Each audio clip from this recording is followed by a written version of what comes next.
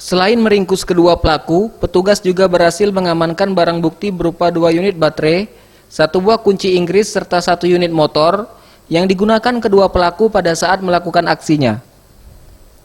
Kedua pelaku mengaku baru kali pertama melakukan pencurian ini dan menjelaskan pada saat itu kedua pelaku ini sedang melintasi perusahaan tersebut. Melihat tidak ada orang pada saat itu, di sana kedua pelaku ini nekat untuk mencuri baterai tersebut. Pada saat diringkus pelaku, petugas juga berhasil menemukan 2 paket sabu seberat 0,3 gram yang ditemukan di saku celana pelaku. Terkait ada kedua tersangka yang dicurigai melakukan aksi pencurian terhadap 1 eskavator yang diparkir di pinggir jalan di daerah Tebing Indah, Simpang Solar, Talangubi. Modusnya apa?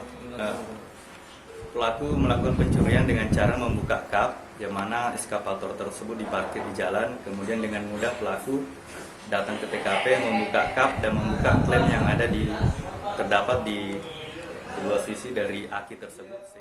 Untuk ancaman hukuman bagi kedua pelaku dijerat dengan pasal 363 KUHP dengan ancaman hukuman penjara selama 7 tahun penjara.